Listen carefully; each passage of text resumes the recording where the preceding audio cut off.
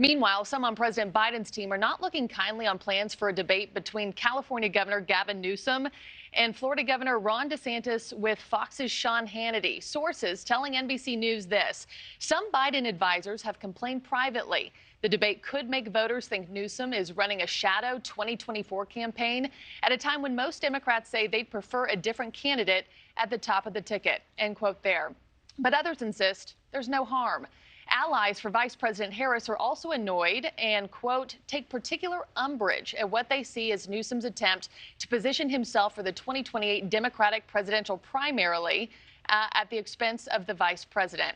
The debate's time and location still being sorted out. Let's bring in Chris Hahn. He was a senior aide to Senate Majority Leader Chuck Schumer, and also Mick Mulvaney, who was acting White House Chief of Staff to President Trump. Both are NewsNation political analysts. Gentlemen, good to see you this morning. Mick, let me start with you on this one. What would be the point of this debate right now, especially considering Governor Newsom keeps saying he isn't running, even though actions seem to say otherwise?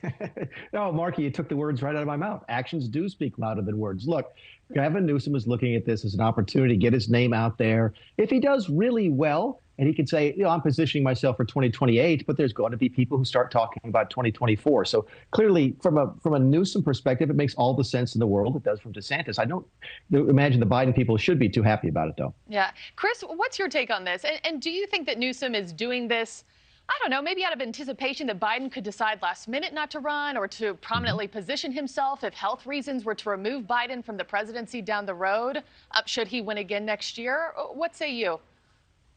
Well, first, let me just say I'm always dubious of unnamed campaign sources making complaints. That's always something that I always advise caution on. But that said, yeah, look, I agree with Mick. I think Newsom's out there trying to say, I'm ready just in case, in case of emergency, break glass. You've got this shiny Californian ready to jump in at the last minute.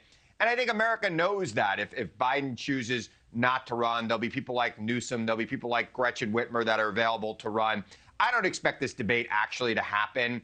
I don't think there's anything in it for Governor DeSantis, who I thought was rather flat at the debate last week. And Newsom tends to be a little bit more of a charismatic person when he gets out there in front of a microphone. It'd be a lot of peril for DeSantis without a lot of reward on the other side.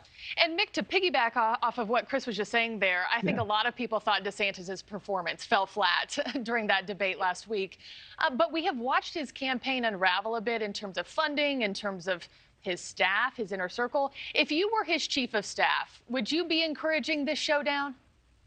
Yeah, and I got to disagree with Chris for one reason, which is that look what we're doing now. We're talking about Ron DeSantis for free. This is what campaigns call earned media. We're having a discussion about their guy, and they don't have to buy advertising on this network. So I think there's a lot of upside for DeSantis. Any chance he gets now to get his face on the news is going to help, because he has been slipping in the polls a little bit. And if he wants to position himself as a legitimate national contender, sort of somebody who could slip into Donald Trump's place if something happens at the last minute, similar to what Newsom might be doing with Biden, that he sort of gets to set himself here up as a national candidate against another nationally known Democrat. So I see a lot of upside here for DeSantis. If it's downside, what has he got to lose? He's not going to win the primaries as it stands right now anyway.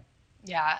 And Chris, outside the White House, how do Democrats see this matchup? I mean, is it something that they want? Is this too much of a distraction right now, and we need to keep our eyes on 2024 alone? How are other people reading this? I don't think anybody thinks of it as a distraction, right? I think Governor Newsom is obviously a rising star in the Democratic Party. He should be getting more press than he does nationally outside of California. They'd like to see somebody take on Ron DeSantis, and particularly some of the issues that he has that are well outside of the mainstream. Attacking wokeness, things of that nature, where he doesn't even really understand the definition of it. So I don't think Democrats are concerned about it. If Joe Biden wants to be the nominee in 2024, he will be the nominee in 2024. Barring that, there'd be a wide open primary, I think, on the Democratic side. And I think there are plenty of people who could step in there to fill that role should it become necessary down the road. And Mick, I'll get in a last question for you. The White House is also reportedly concerned that this could elevate DeSantis. But could also the reverse happen if Newsom were to gain an edge on stage with him? Listen, the real person who could take a couple steps back here is Kamala Harris. I can't believe the vice president is complaining about this. The vice president has one of the largest pulpits in the country to operate from. So if she's complaining about the attention Newsom is getting, that says more about her operation right now than his. So look, I think we've done exactly what they want us to do. We've talked about it. There's going to be some folks watching it. I think that Ron was smart in his selection of networks and so forth. I think there's upside on both elements. I think the only true loser here could be Kamala Harris. Okay, we will see if this takes place or if it doesn't. Chris Hahn, Mick Mulvaney, good to see you both. Thanks for joining. Thank you for watching. Go to newsnationnow.com to find NewsNation on your television provider. And don't forget to click the red subscribe button below to get more of NewsNation's fact-driven, unbiased coverage.